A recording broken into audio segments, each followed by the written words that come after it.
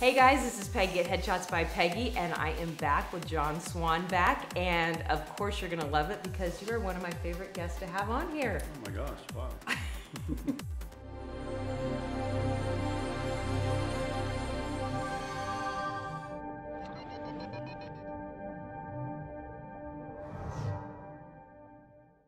So, I know you teach an acting class. What a lot of people don't realize is that you teach from a director's point of view. Sure, you could say that, although I like to think of it as teaching from the camera's perspective. Right. And so your class is almost all on camera. Like, this is how you look. This is what, and a lot of actors don't think about that, which seems pretty common sense to me because that's your job. Most of them don't think about it. Yeah, and that's your job is, what do I look like on camera? And yet... It's not only what do I look like on camera, and not only, a lot of people think being on camera is just about sitting still. And it's not. I mean, you have to be able to command the frame, command your focus, hold the audience in the frame like that. But there's also a way to create for the camera that people who live and work on film and television sets every day are just used to doing. So what I'm known for is somebody who's really good at taking the wonderful active processes and showing actors and directors how to rearrange the elements to create something magical on camera.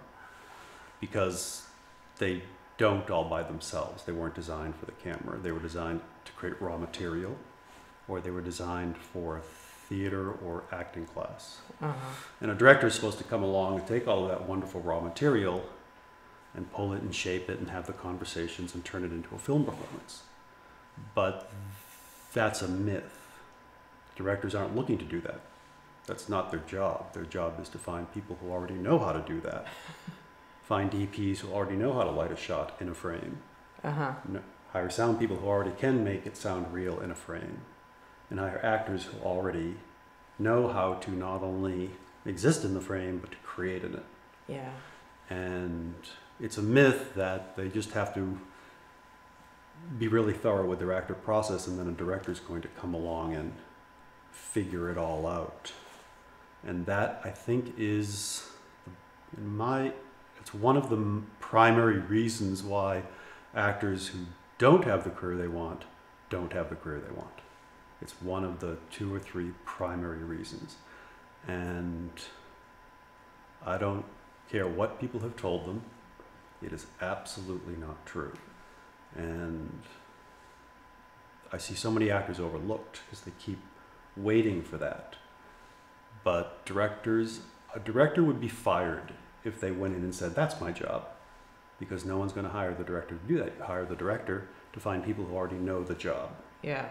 Which is why I run the class I run. It's more, I refer to it as part working set, part class. It's a working set from the time you walk in the room. We're shooting takes from the time we start. We're right away on camera, we're shooting takes.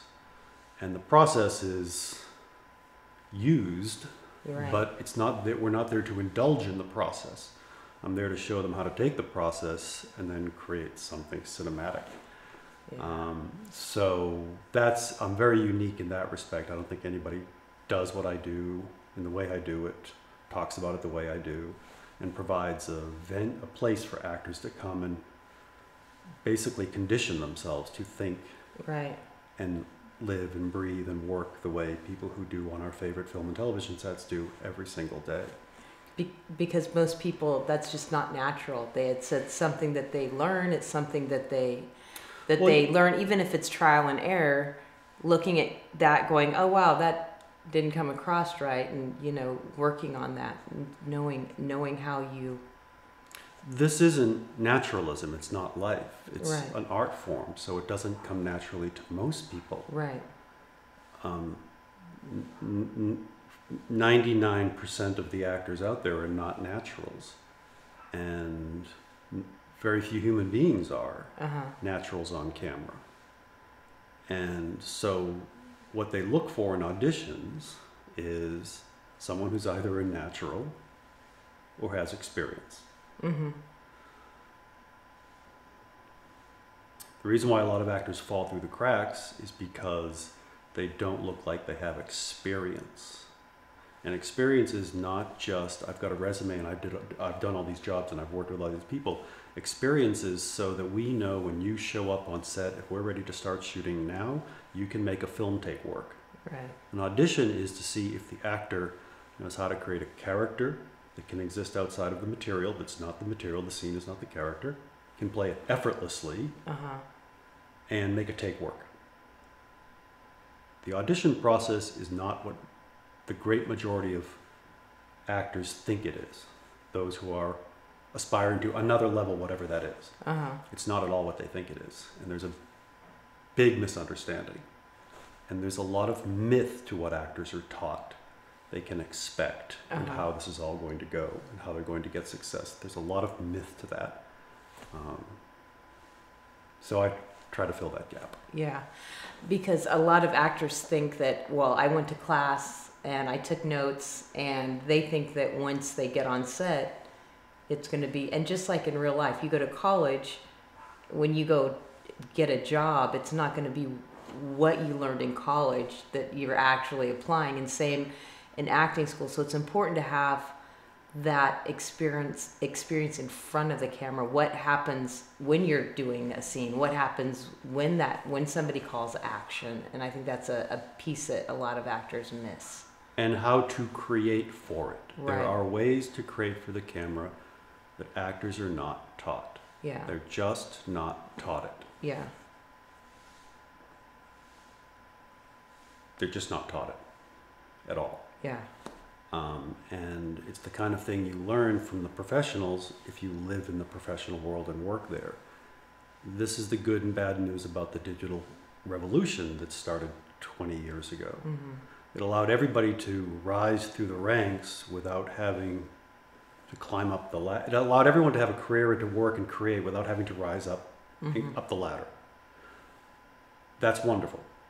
The bad news is nobody had to rise up from up the ladder and learn from the people who came before them how to make something cinematic on camera. Right. So a lot of people are out there and they look like they don't know what they're doing.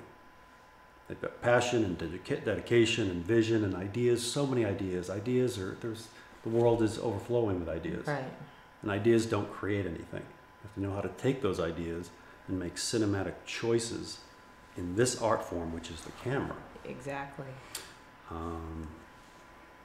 And that's the same with photographers, the same thing. You know, just because you own a camera, all of a sudden you think you can do great headshots or great, you know. Right. And there's things that people don't understand about lighting, and, you know, and how different body types react to different posing and different things. So there's something said about just shutting up and learning.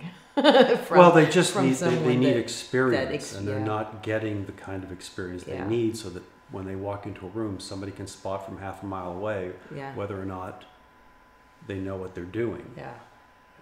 And if they have experience and if they know how to create on camera, directors can tell a half a mile away. Right. Casting directors can tell a half a mile away. Yeah. And it comes from experience. And what I try to do, what I've made my life's mission is, I'm trying to communicate to aspiring actors and directors everywhere. Right. Not just aspiring, but on any level. I'm trying to communicate to them what they would only get if they had a lot of experience working with the very best people. And I have figured out many ways to break it down and communicate it to actors and directors so that they don't need to go through all of that to create something cinematic. Right. That they can do it. They don't need that. They can do it on their own. And then I think their careers are going to go better, their art's going to be better, their work's going to be better. It's a big piece of the puzzle that's missing. A huge piece. And it's important that people get that piece. It's essential that they get that piece. No one's going to negotiate. Yeah. No one's going to, there's so many actors out there. Competition is so fierce. Right, when there's 3,000 to 6,000 submissions for a role. Well, here's how I like to put it to actors. Count to 10. And when you're done counting to 10, 100,000 more human beings will have said, hey, you know what? I want to be an actor. And if you think I'm kidding, it's true. They're waking up right now as we talk saying, I want to be an actor. It's true. And a lot of them are just advertising to the world, I don't know what I'm doing. And it's really bothers me because they're so talented. There's so much talent out there. And it's just that no one has told them how to rearrange their wonderful actor process to create something that looks like it belongs in a film frame on camera. Right. What's your one favorite tip to give an actor that you think like every actor kind of misses? I mean, there's a dozen things, but what's one you want to share with us today? Like one thing that it's like.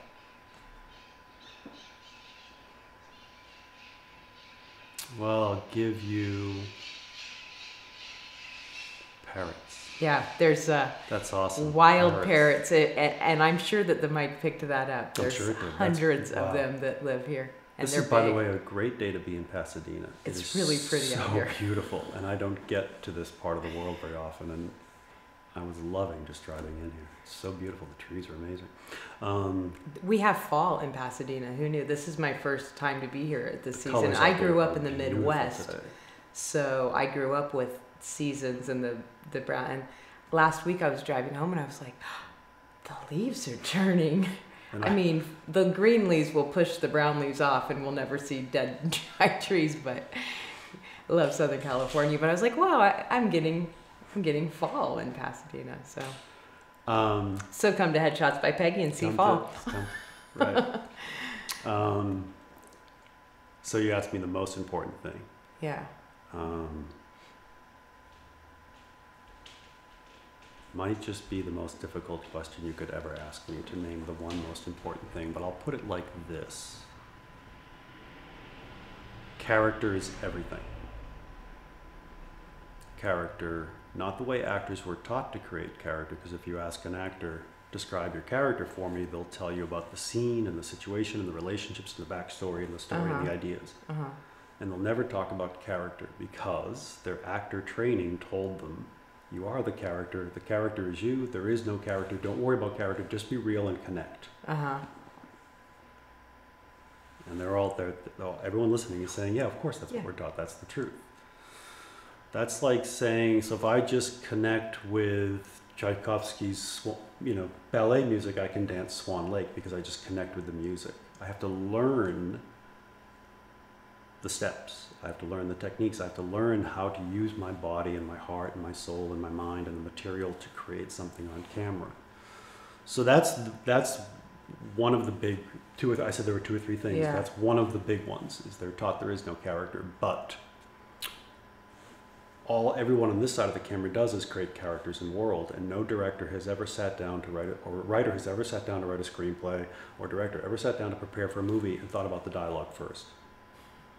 The dialogue is the last thing to be written. So if the dialogue is the last thing to be written, why are actors turning to it as where that's the character? You should be able to take away every word of dialogue in the script, and we would still be able to see your character just interacting in the film frame and know exactly who it is. Exactly. It's like all those movies and TV shows where the first minute or two is the lead character, and she or he is going about their day as the opening credits and music are happening, and by the end of those 2 minutes before the line of dialogue has ever been uttered, we know exactly who the character is.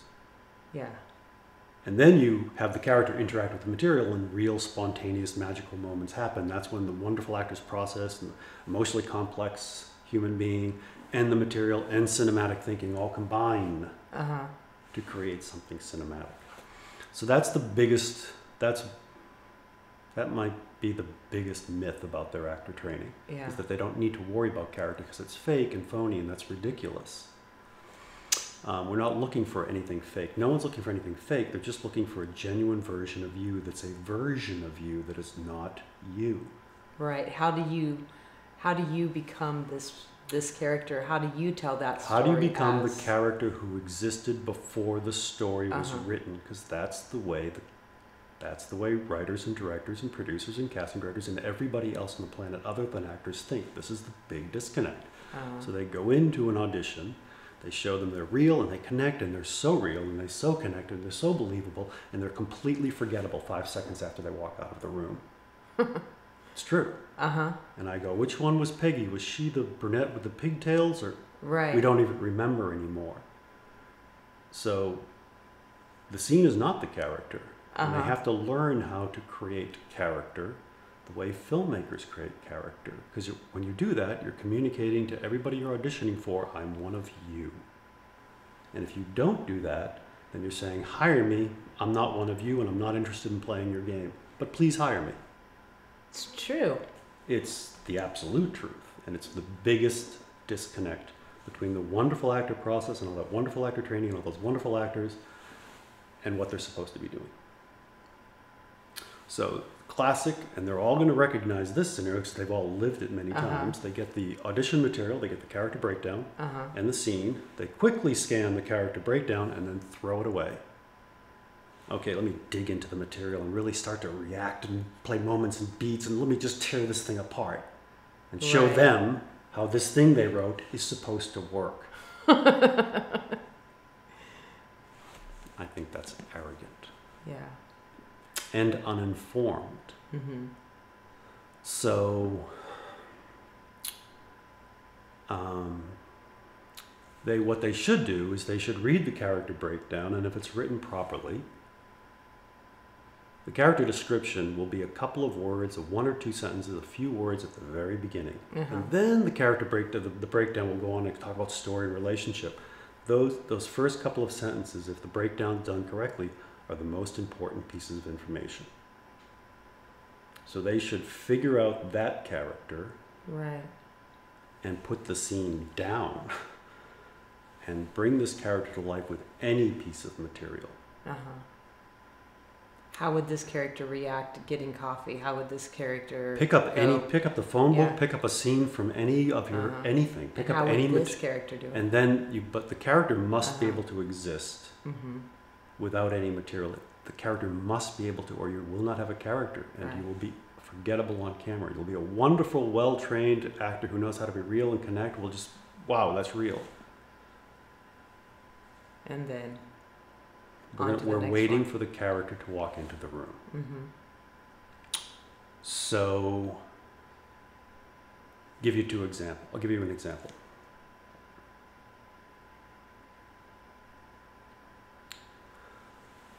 Character breakdowns. John is a shy and sweet and sensitive kind of person so right now I'm becoming a version of John that didn't exist a second ago. And all I'm doing is being shy and sweet and sensitive and a little unsure. This is a whole version of John that didn't exist a second ago. So that's how the character breakdown would be written. It'd be John, shy, sweet, sensitive. And then it would go into who this. It actually is the simplest part of the equation. It is simple. I'm not saying it's easy, because it's not, because they weren't trained to do this. It is so simple to create character. And a lot of actors freak out because they say, that can't be it, that can't be it. Of course that's not it. But then you take a character, and now I've decided I'm going to play a different character. This John SWANBECK's very proud, a little bit vain, and it's just a whole different version of John, and it's completely different from the everything else. I just created a character who could exist and live and breathe. Then you pick up the material, and you let that very specific version of you that is not you, but it's a very specific version of you, interact with the material. And then the wonderful actor process is going to kick in without you having to think about it. If you're thinking about your actor process when you're preparing to be on camera, then your process is not working. You shouldn't have to think about your process. I trust it more than they do. So that all they have to do is keep working on it in their life. But when they come to the camera for an audition or to shoot something, the process stays over there.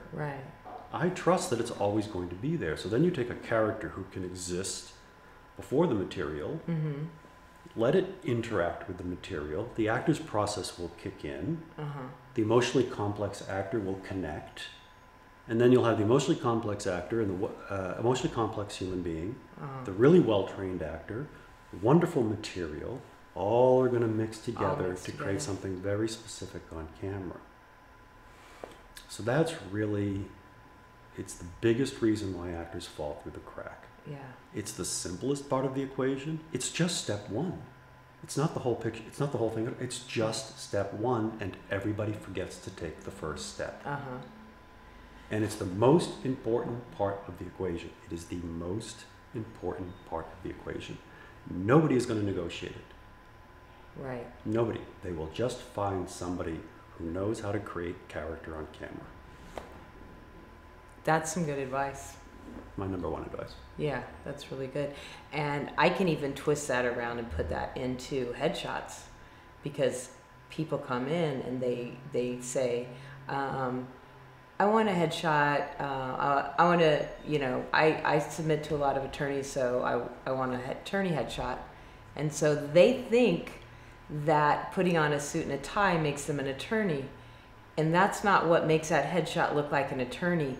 It's behavior, it's psychology, it's how you think and how you feel. To me, it's crazy that actors don't like this part of the process because that's the acting part. Fun. It's so fun to create a version of you that is not you, but it's a completely genuine version of you. It's really fun. Yeah. And I just want to jump on what you said about headshots. You're absolutely right, because actors don't even know how people respond to headshots. What they do is they see a headshot of you and they say, that's our character. And something that came together in the things you were thinking, what you were feeling, it may have felt like a terrible headshot session to you, but something about the way you landed in that frame looked like a character who could exist without any material. And they say, that's our character. Now, if the actor can only come in, walk, talk, live, and breathe, and play a scene as that character that we see, then we've got something. Yeah. Again, when I talk to actors about their auditions, I'll say, do you know the headshot they submitted? And they'll say, no. And you should look, because you can see. You've just advertised, here's what I'm going to do. And you have no idea what you advertised. And a lot of actors think it's just supposed to be a headshot of me looking attractive or simple or whatever. No. You're communicating something to the world. Here's this version of me. It's not the complete thing. No one expects it to be. Right. So for someone to walk into an audition without knowing which headshot made them think you are the character, you're going to be shooting in the dark. Exactly, because that gives you a clue of what they liked about you. Well, if you or don't what they do saw that, in you. if you don't do that, then you've lied to them. You've Because said, here's a version of me that works for your character. And then you walk in and you don't give it to them, and then they say this classic line, and this is what this means. That doesn't look like anything like their headshot. It doesn't mean because you came in with a different color hair. It means you're not the essence of the individual that was in the headshot. Because a headshot is not what you look like physically. There's so much more. That's my job, is to pull out the emotion and to pull out that attitude and to pull out. So if you get in front of the camera and you're like, it's like, well, what? That doesn't tell me anything. That doesn't tell me anything about you. Same, so that's got to start from step one. A headshot is this big, part of your success, but without it, you're not going to probably get in the door. So, or they look at reels now. Now they look at clips or reels. Right. They look at an actor's clips or an actor's reels. It's the same thing. Yeah. They're not looking for how well you acted that scene. They're not looking for how good your moments and reactions and beats and transitions are. They're looking for a clip of a character walking, talking, living, breathing. Right. That's what they're looking for. It's the same thing. It's just a living, breathing headshot, as you know. But I think you're absolutely right. The headshot is psychology. It's what you're thinking. It's what you're feeling. It's attitude. And it breaks my heart that actors aren't told these things, aren't taught these things. It breaks my heart. Yeah. Every day. Yeah. Because I see a lot of them. And a lot of actors spend a lot of money, and they might as well just taken their money and thrown it to the wind. Yes, it's hard. And it irritates me when people, I won't say lie to actors, because some of it I don't even know if it's malice. I don't know if they really mean to, But it's like, give them the whole picture, you know.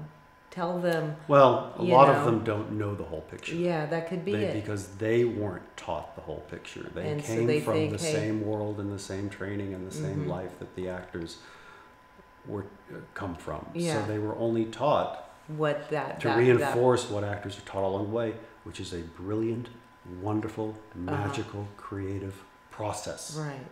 It is amazing what that process can yield. Uh-huh. And it's not the art form.